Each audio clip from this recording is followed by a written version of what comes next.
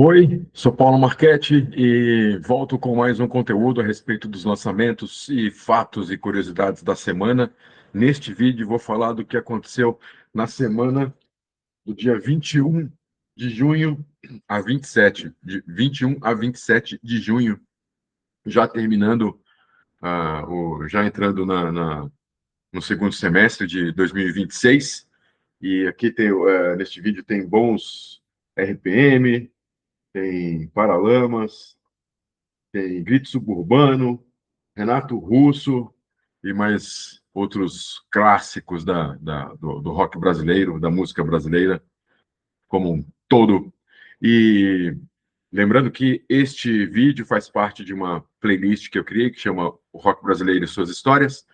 Tem muito vídeo lá, muito tema, que eu abordo sobre os 70 anos do rock, que se completou em 2025, 24 de outubro de 2025, e tem vídeos dos anos 50, dos anos 60, pré-Jovem Guarda, Jovem Guarda, anos 70, anos 80, falo sobre alguns álbuns, personagens, cenas musicais, é só dar uma olhada aí na lista de temas, quem sabe te agrada algum tema e você possa dar uma olhada, porque é o que eu sempre lembro.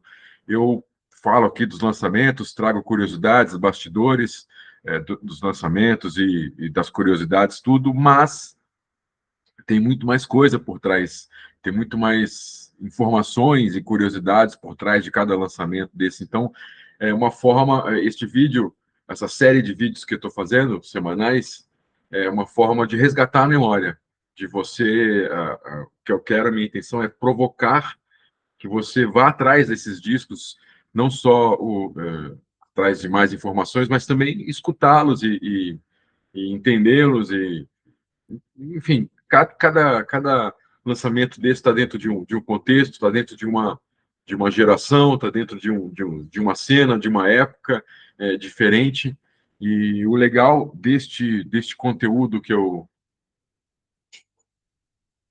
faço, graças à minha pesquisa para o calendário do rock brasileiro, é exatamente essa coisa legal de poder fazer, através das efemérides, dos fatos, dos acontecimentos, essa ligação entre um artista da pré-Jovem Guarda com um artista dos anos 70, com um artista dos anos 2000, e dar sentido tudo a isso. Falar de Ceni Campelo, falar de Paralamas, falar de Inocentes, Cólera, é, Som Nosso de Cada Dia, Clube da Esquina, sabe? Misturar tudo isso aí, e isso é bem legal, porque traz um pouco do contexto de cada época. E, dito isso, vou dividir aqui a tela para falar dos lançamentos desta semana, de 21 a 27 de junho, já a última semana de, de junho de 2026. Primeiro lançamento, olha, já dos anos 70, o Eduardo Araújo, que fez grande sucesso na Jovem Guarda, com o Bom, Goiabão, o que mais? Ele tem vários hits do Eduardo Araújo na Jovem Guarda, e ele entrou nos anos 70 ainda também fazendo rock, mas já com o pé, ele sempre foi fazendeiro, sempre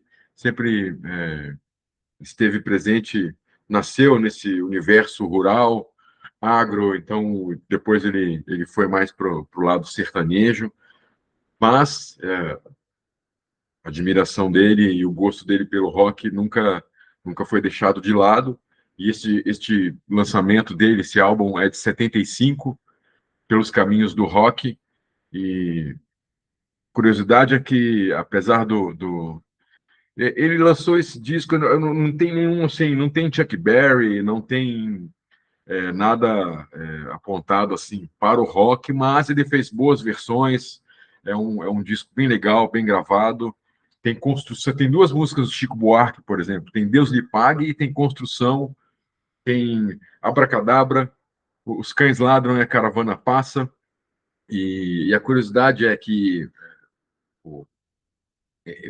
entre os integrantes que gravaram, os músicos que gravaram esse disco, tem o PC Barros, né, o Paulo César Barros, que era baixista do Renato e seus Blue Caps, Já falei do PC Barros aqui, ele gravou baixo para um monte de artista, não só da Jovem Guarda, não só de rock, mas dentro da MPB.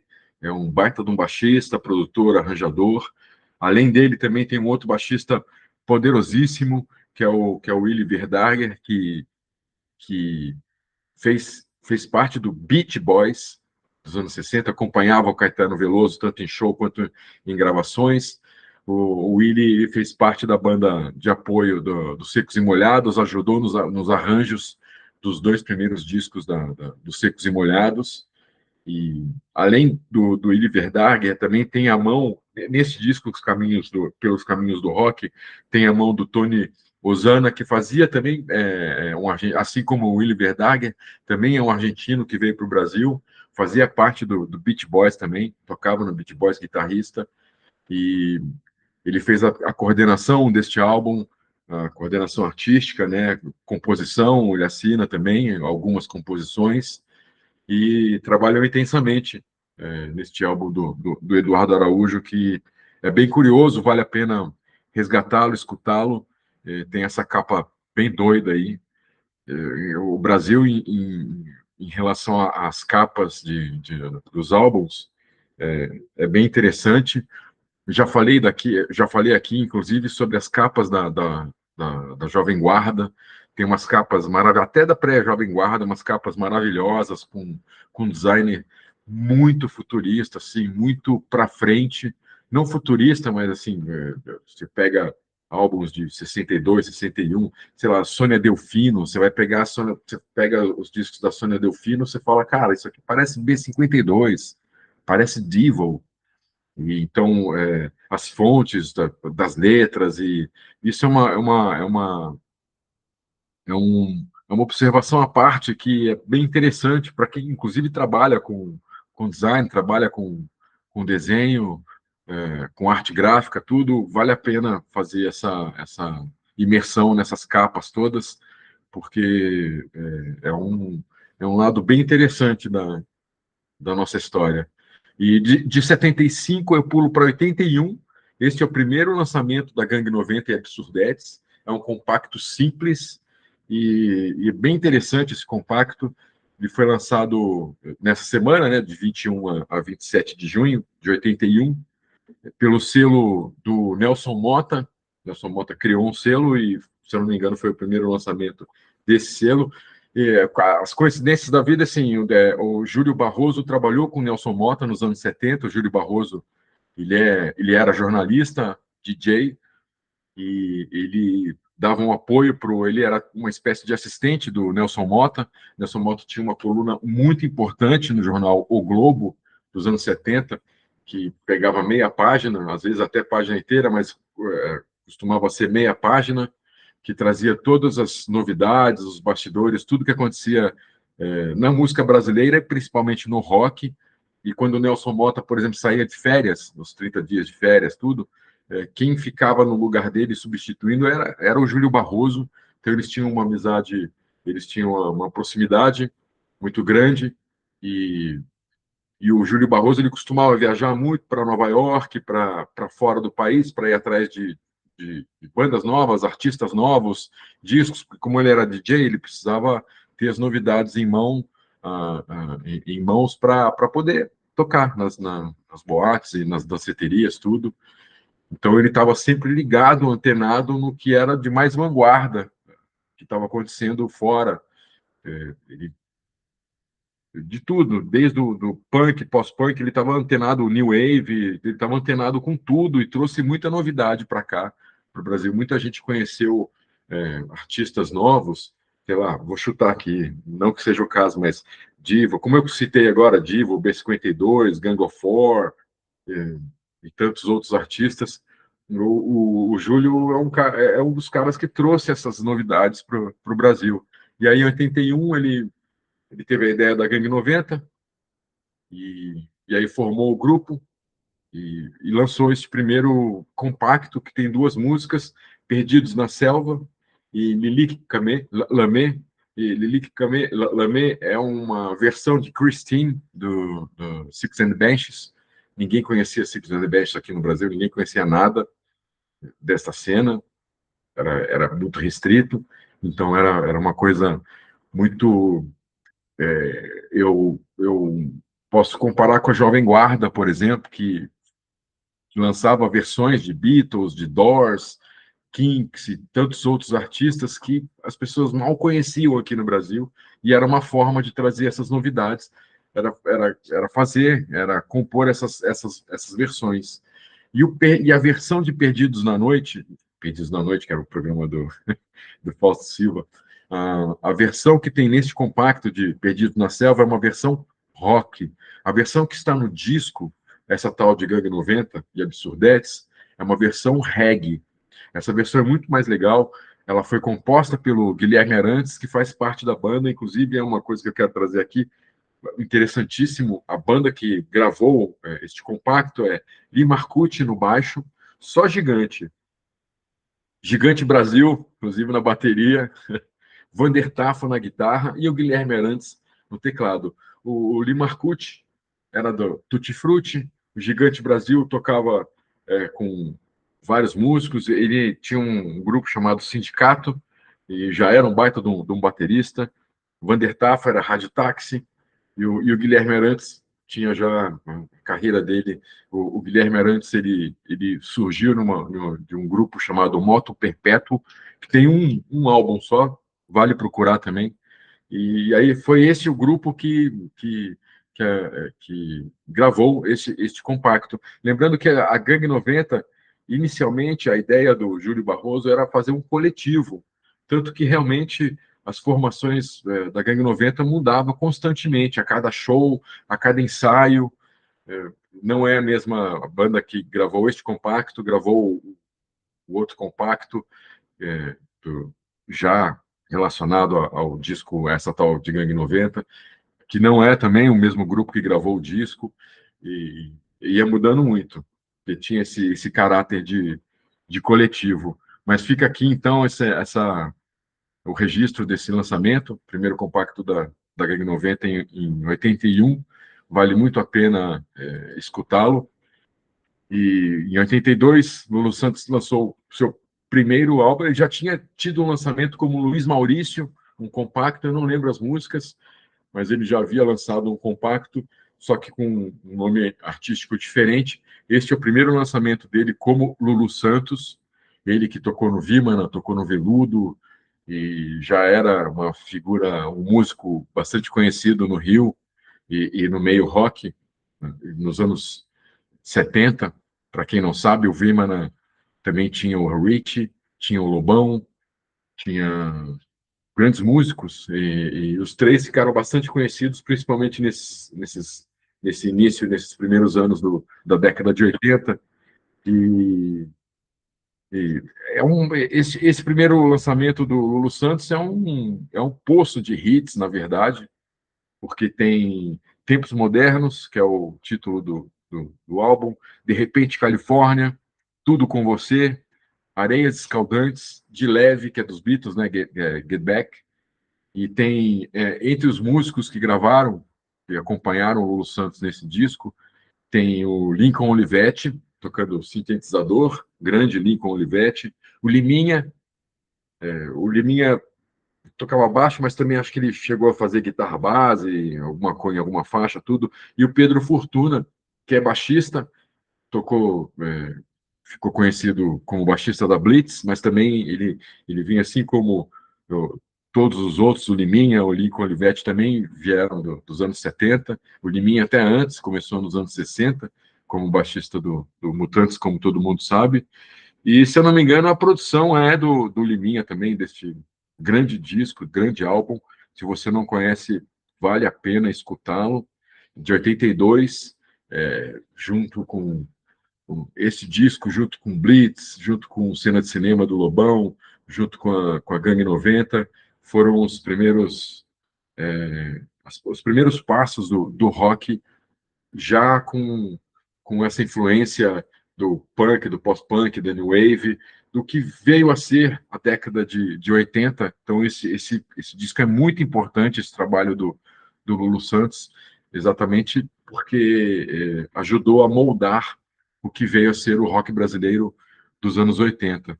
Bem importante. E em 82 também tem um outro clássico, já da, do segmento punk. Eu que sou um punk velho, eu tinha tudo isso aí, sou apaixonado, sou suspeito.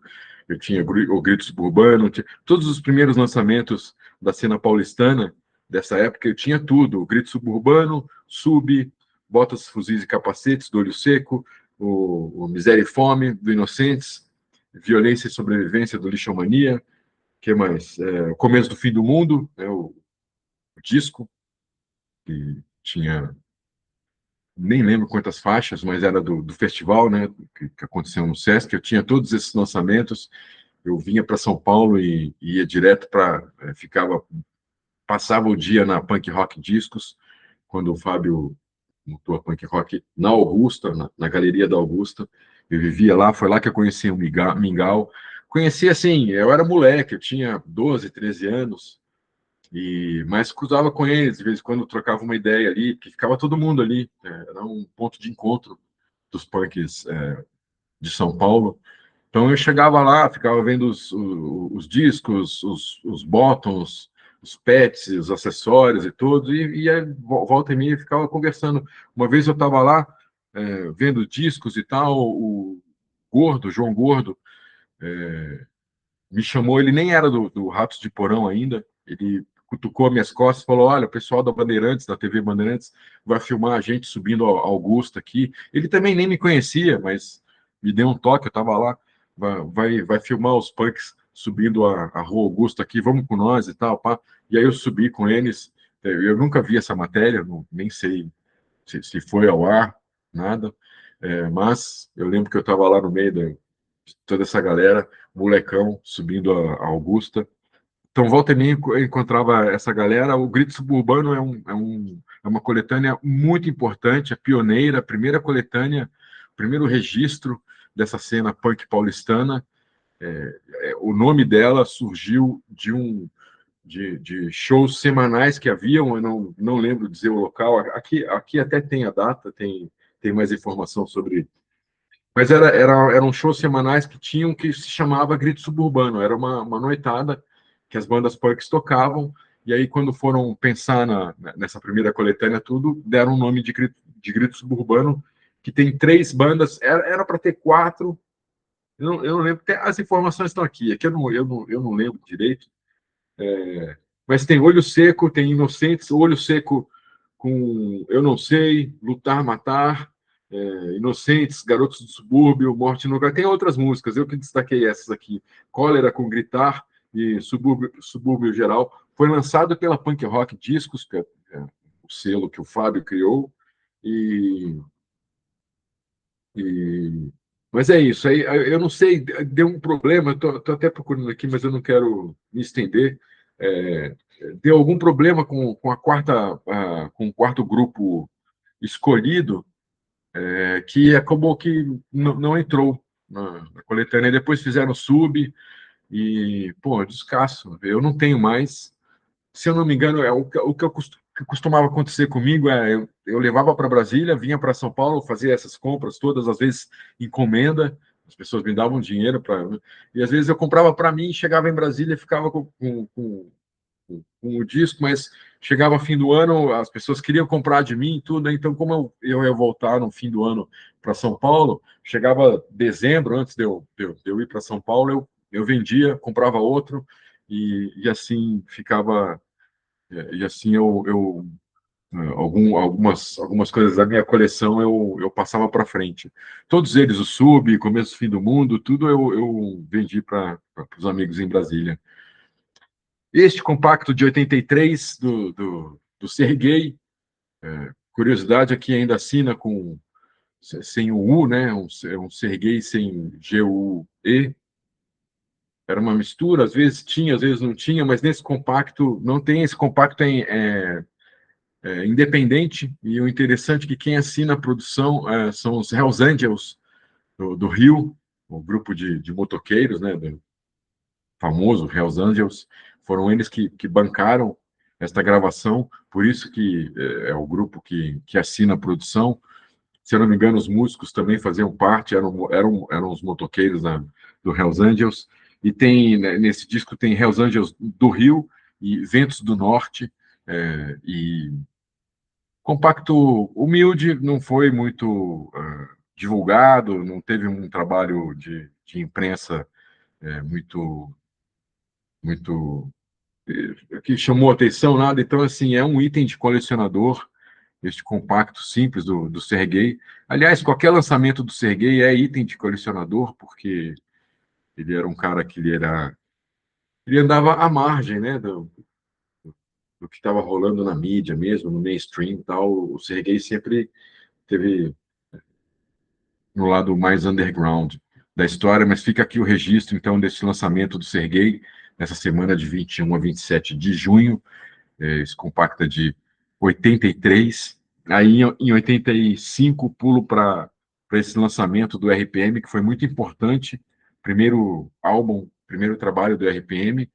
O interessante é que a capa só tem o Paulo Ricardos, que é a Von e o Deluxe, porque eles estavam sem baterista. O baterista veio a ser o PA, e o PA gravou esse disco. Só que ele gravou esse disco como um músico contratado. Depois ele entrou definitivamente para o grupo. Deve ter a imagem dele, não lembro. Eu lembro do dia que eu estava em casa e chegou uma amiga, não lembro se era namoradinha minha, tudo, mas chegou em casa uma amiga, ou amigos, não lembro, com um disco. Ah, vamos escutar, ó, saiu agora, tudo. Eu escutei já, eu não gosto muito de RPM, quem me acompanha, quem já leu os textos que eu escrevo por 7 doses de cachaça, e outros conteúdos, sabe que eu não gosto muito de RPM. Eu gosto da história do RPM, porque é uma história muito intensa de sexo, drogas e rock and roll, mas musicalmente não me agrada. Esse disco inteiro é um clássico, tem Olhar 43, Louras Geladas, Rádio Pirata, Cruz a Espada. Eu acho, assim, é, olhando assim para esse lado de Louras Geladas, Olhar 43, eu acho muito brega aqueles timbres de teclado do Schiavon. Tinha muita gente que achava super moderno. Para o Brasil, realmente era novidade. Ninguém ainda tinha explorado esse lado mais pop, tecnopop, sintetizador no Brasil, na cena de rock. O RPM foi pioneiro nisso. Mas teve o Agentes, mas o Agentes é uma outra história, é bem diferente do RPM, mas em disco mesmo, da forma, tocando DX7, né, que era o teclado que o Schiavon usava, que era bem moderno na época, tudo. Mas eu acho assim, eu sempre achei punk, né, bicho? Eu escutei, eu falei, cara, que coisa mais brega. Eu lembro de pegar o encarte, tudo, ver. Não gostei, mas estourou, explodiu, virou uma coisa louca. Você colocava no rádio e era Louras Geladas o tempo inteiro. Aí depois veio, que foi a primeira música de trabalho, depois veio Olhar 43, e aí Globo, Band, eles estavam em todos os programas musicais, na Hebe, no Bolinha, no Chacrinha, no Renato Barros, enfim, no Raul Gil, e virou febre, né? Virou febre. E, para mim, o erro do RPM foi ter lançado o Rádio Pirata logo na sequência, um disco ao vivo, com repertório praticamente o repertório do primeiro disco. Então, isso deu uma zoada no grupo, mas tá aí o registro desse grande clássico do rock brasileiro. E outra curiosidade é que antes do grupo fazer sucesso e gravar o disco, tudo, a estreia do RPM aconteceu em 84, está aqui também a data, o show de estreia, e, nesse tempo que o RPM ficou no underground paulistano, quem assistia gostava. Então você pegava a Roll, a Som 3, as revistas da época, nem tinha Bis ainda, a Bis surgiu em 85, mas a Roll, a Som 3, eu não lembro se ainda tinha Pipoca Moderna, não estou lembrado, mas você pegava os jornais e tudo, você pegava as pessoas falando bem do RPM, uma banda nova, meio de rock com sintetizador, uma sonoridade moderna, tal, tudo, e, e esses mesmos jornalistas depois que falavam bem deste RPM underground, quando o RPM estourou, todos esses jornalistas começaram a falar mal do RPM. vai entender por quê, né? Pulando desse clássico, vou para um outro clássico absoluto, também da década de 80. Em 86, o Titãs lançou o Cabeça de Dinossauro, que é o terceiro álbum do grupo, e, e o que falar do Cabeça de Dinossauro? Até separei umas músicas de destaque aqui que não são as mais comentadas, é, quando geralmente se fala do Cabeça de Dinossauro, que é exatamente a música título Cabeça de Dinossauro, tem A, que foi a primeira música de trabalho deste álbum, Estado Violência, Face do Destruidor, é um punk rock, um hardcore, Dívidas, Tô Cansado, e este álbum foi produzido pelo Liminha e pelo Penny Smith, e a curiosidade, eu lembro que no Guarujá existia já o Hollywood Rock, que era um evento na praia, gratuito. Engraçado que você ia sempre na praia da Enseada, onde eu costumava passar o verão, e, e montava-se o palco. Eu já comentei aqui, eu fui, acho que teve 2 ou 3 edições do Hollywood Rock, esse formato gratuito, na praia. Eu assisti Legião, Tóquio, Rádio Táxi, Kid Abelha, Lulu Santos, enfim, um monte de, acho que Camisa de Vênus, o próprio Titãs. E um desse, a curiosidade é que neste Hollywood Rock, nessa época, era uma época bem diferente, você ia aos shows e tinha umas meninas que ficavam distribuindo de verdade, de forma gratuita, cigarro. Eram maços que vinham 4 cigarrinhos, eram maços retangulares, assim, pequenininhos. Tenho certeza que tem muita gente que vai lembrar disso na minha geração. E elas ficavam entregando para criança, para adulto, para qualquer gente, qualquer um. E eu fumava na época, tinha, pô, sei lá, 14, eu fumei cigarro dos 13 aos 37. Graças a Deus parei tranquilamente.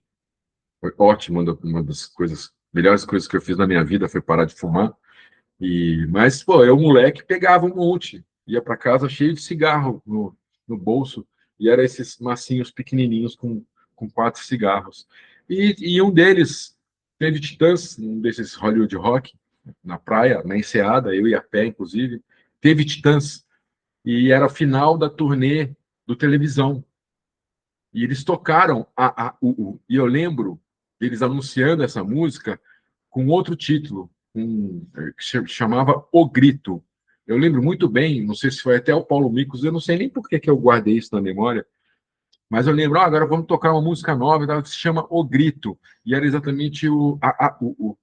Bom, o Cabeça de Dinossauro, eu não preciso nem falar muita coisa, tem documentários sobre ele, inclusive tem um documentário do Titãs, que é muito bom, feito um dos responsáveis que dirigiu e fez toda, todo o processo do documentário foi o Branco Melo. A vida até parece uma festa, se eu não me engano. Posso estar errado no título, mas eu acho que é isso. Maravilhoso. Tem cenas de bastidores do Cabeça de Dinossauro. Vale muito a pena. E tem programas de televisão, tem outros conteúdos riquíssimos a respeito do Cabeça de Dinossauro. Então, vale a pena ir atrás de mais informações desse descasso que fez que botou o Titãs na praia. O Titãs ele foi galgando o seu espaço devagarinho. O primeiro disco que é mal gravado, mas tem ótimas músicas, chamou atenção já. Aí veio televisão com a produção do Lulu Santos, que já tocou mais até na rádio. O Titãs apareceu mais, teve uma maior divulgação. E aí veio o Cabeça de Dinossauro com, assim, um soco no estômago, né? Uma voadora na testa. Maravilhoso esse álbum, maravilhoso, sem dúvida. Tem até um especial da TV Manchete, eu não sei se isso está disponível no YouTube ou em algum lugar, mas a TV Manchete chegou a fazer um especial com Titãs na época do Cabeça de Dinossauro. E aí, de 86, do Titãs, eu pulo para 94, foi o primeiro lançamento solo do Renato Russo. E essa capa eu acho maravilhosa, ele na frente, no prédio dele, né? A entrada do prédio dele era um predinho no Rio de 3 andares, sem elevador, prédio antigo, tudo, e essa foto ficou incrível. The Stonewall Celebration Concert é resultado de uma apresentação que ele fez. O Renato Russo teve a ideia de fazer um recital, juntou umas músicas em esse repertório em inglês todo. Ele fez um recital e ficou muito legal, ficou bem bacana, e ele resolveu registrar. Então ele foi para o estúdio, ele e o Carlos Trilha, que passou a tocar teclado com a Legião, quando a Legião montou a banda de apoio, quando o Negrete saiu. Eles tentaram até buscar um baixista novo. O Mingau chegou a ser Mingau do Ratos de Porão, depois do traje tudo. Um abraço para o Mingau. Chegou a ser anunciado como baixista da Legião. A Legião fez vários testes, e aí não rolou nenhum baixista, e aí o grupo, o Renato, Dado e Bonfá, resolveram montar uma banda de apoio, e nessa banda de apoio estava o Carlos Trilha, e então esse disco é praticamente o Renato e o Carlos Trilha em estúdio, e é um repertório muito bom. Os dois discos solos, dois trabalhos solos do Renato Russo são ótimos, eu gosto muito, sou muito fã. E tem Cathedral Song, a Zélia Duncan depois gravou também Catedral, essa música que é uma versão, né? E ela fez uma versão em português, gravou, não lembro em que álbum dela. Tem Cherish, que ficou conhecida da Madonna, né? Ficou conhecida com a Madonna. Tem Miss Sally's Blues, e tem, cara, assim, o repertório é extenso. Eu separei essas três aqui que chamaram a atenção, tudo, mas é muita música. Tanto é muita música que depois foi lançado, se eu não me engano, um álbum póstumo chamado O Último Solo, que são as músicas que não entraram, que eles gravaram para esse trabalho e que não entrou por falta de espaço. E aí foi lançado depois, que, se eu não me engano, eram 40, uma lista de 40 músicas. Dessas 40 foram gravadas 30, alguma coisa assim. Aí ficou um monte de fora, mas vale a pena. Então fica aí o registro então desse lançamento, o primeiro álbum solo do Renato Russo, lançado nessa semana de 21 a 27 de junho de 94, bem naquele miolo dos anos 90, quando surgiu a geração MTV, o Raimundos, Chico Science, Skank, o Rapa, o Patofu, pro lado gringo, Kurt Cobain tinha acabado de morrer. Esse álbum foi lançado em junho, o Kurt Cobain morreu em abril de 94, então o grunge estava meio perdido, o que vai acontecer, e o grunge só... O grunge, na verdade, não era grunge, né? O grunge era o Nirvana, mas isso fica para um outro papo. Eu fiz muitos programas relacionados à cena grunge na MTV, e eu lembro de um depoimento, por exemplo, do Chris Novoselic, que era baixista do Nirvana, falando, cara, não existe grunge, não existe cena. Isso é coisa de jornalista. Ele num bar em Seattle, trocando uma ideia com um repórter da MTV, falou, ninguém é amigo de ninguém, a gente tem uns amigos, umas bandas que a gente faz show junto, mas não existe essa coisa de cena, não existe nada de grunge, não existe... Isso é invenção da mídia. E de fato era mesmo. Tanto que o Kurt Cobain morreu e todo mundo esqueceu o grunge, aí veio o Britpop, aí já começaram a pensar em outras coisas. Enfim, coisa de jornalista. E para terminar a lista de lançamentos, tem esse segundo álbum do Pedro Luiz, É Tudo um Real, e esse título ele está muito ligado ao que era o Brasil na época, a economia, existiam muitas lojas de R$ 1 que você ia mesmo, comprava Tupperware, comprava copo, comprava talher, comprava um monte de brinquedo. Era aquelas lojas que você entra, tem um monte de coisa, e realmente o preço era de R$ 1 a R$ 1,99, no máximo. E pipocaram muitas lojas desse tipo, que você entrava com R$ 10, R$ 20, e saía com um monte de coisa, com sacolas cheias, assim. E aí tem esse título, É Tudo um Real. E é bem diferente esse trabalho do primeiro, do Astronauta Tupi, que eu sou muito fã, adoro, já falei do Astronauta Tupi aqui em algum vídeo. a produção do Tom Capone, maravilhoso. Eu conheci o Pedro Luiz e a Parede, porque eles foram divulgar o Astronauta Tupi na MTV, e eles desceram o prédio, a MTV era no prédio, que tem lá uns 12 andares, mais ou menos, e eles foram descendo as escadas e entrando nos departamentos, tocando violão, panela, reco-reco e tal, e eles entravam, davam uma volta nas mesas e tal, e descia a escada e entrava em outro lugar, e descia a escada, tom, até o térreo. E foi assim que eu conheci o Pedro Luiz. Achei maravilhoso. Eu sou muito fã do Astronauta Tupi. Gosto muito do É Tudo Real, mas ele é bem diferente. Já é uma produção do Liminha. Você vê bem a diferença da produção do Tom Capone para a produção do Liminha. Tem participação do Tom Capone, tem participação do Lenine, do Paralamas. O Paralamas toca junto uma faixa, e o Baroni toca bateria, acho que em uma outra faixa separado.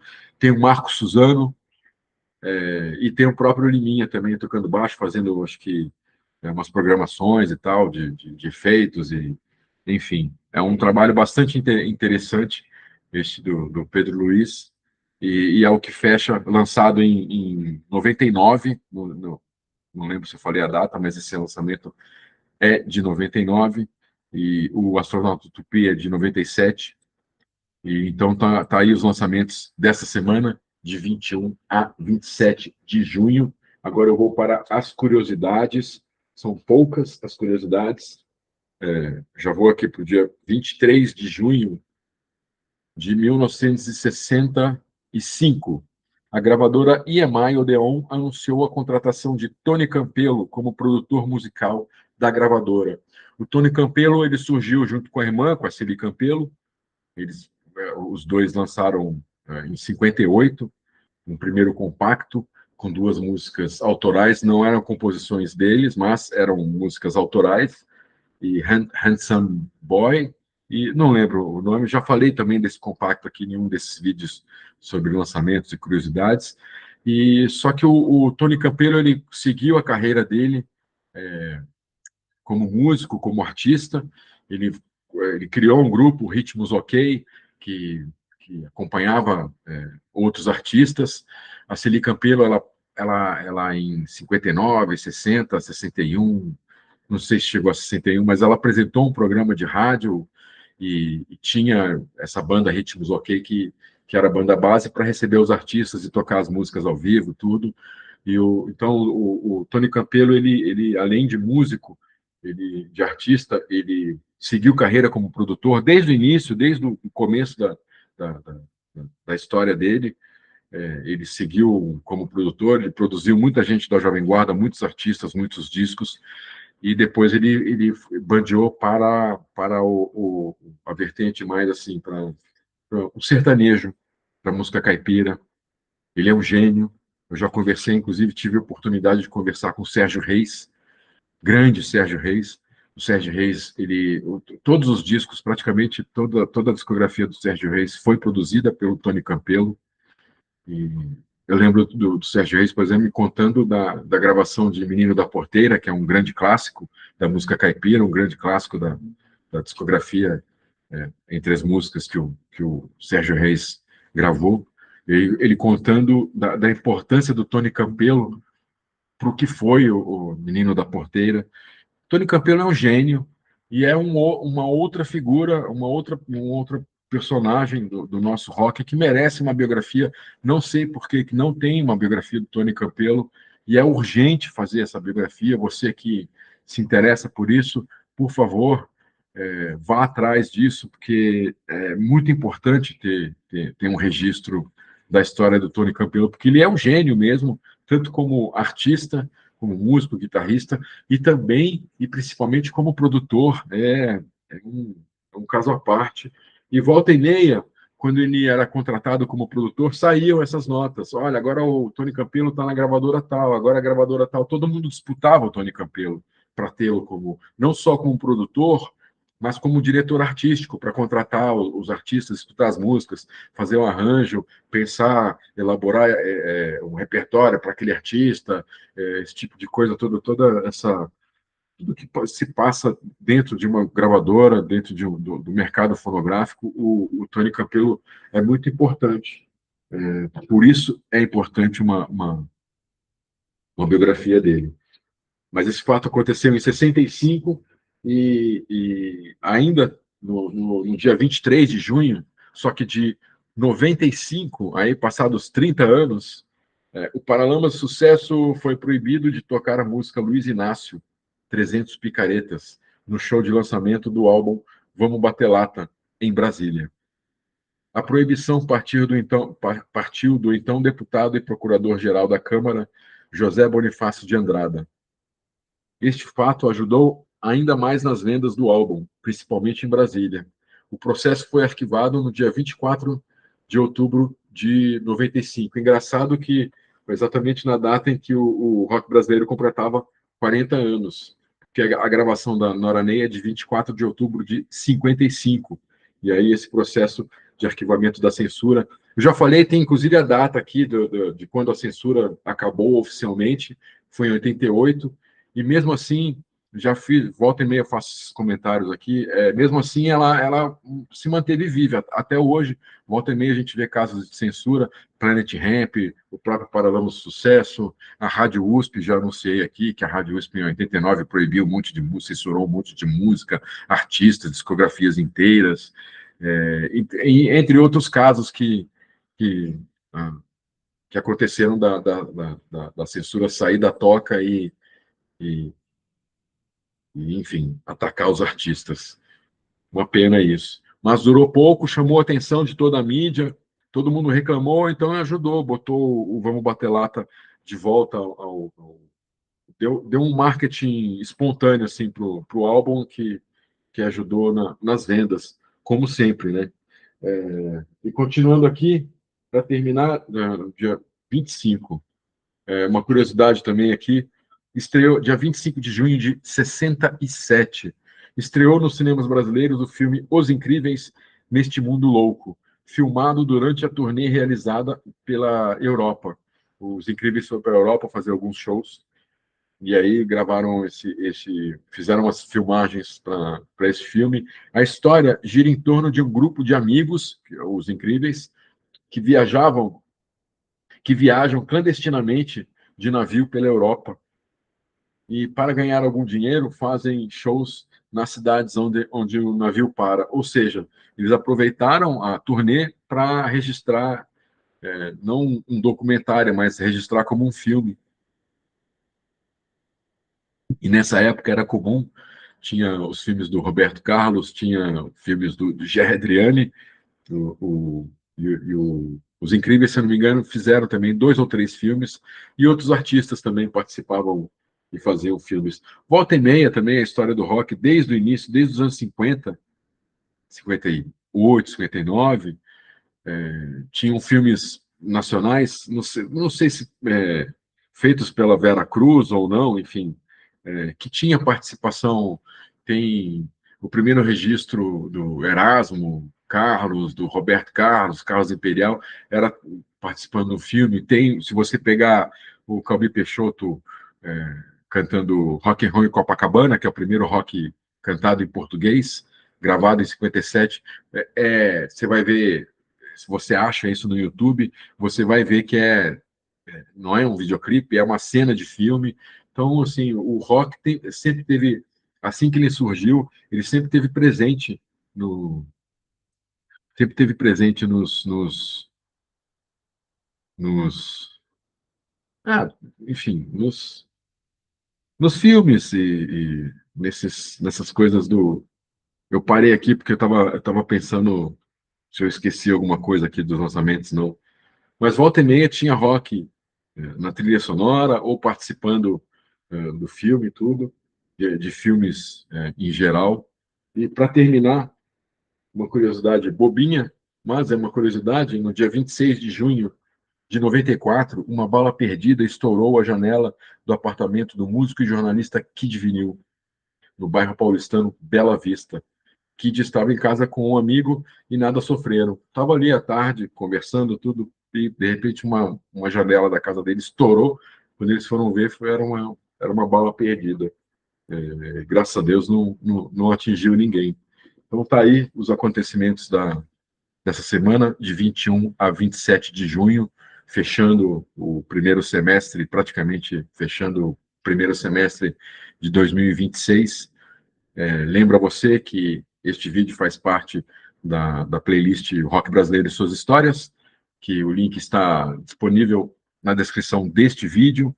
Dá uma olhada lá, tem mais de 40 vídeos que eu já gravei a respeito do rock brasileiro.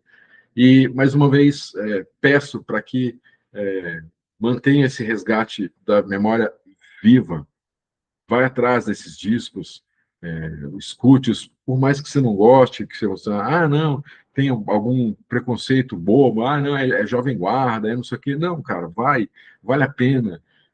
Para quem é músico, inclusive, tem banda, tem trabalho autoral, tudo, vale a pena escutar. Tem muita história de bastidor também disponível no YouTube, em podcast, em outros canais. Eu sempre digo aqui, 3 canais muito que são bem legais para conhecer os bastidores da música brasileira, para conhecer os bastidores do rock brasileiro, Disco Voador, e são canais de entrevistas.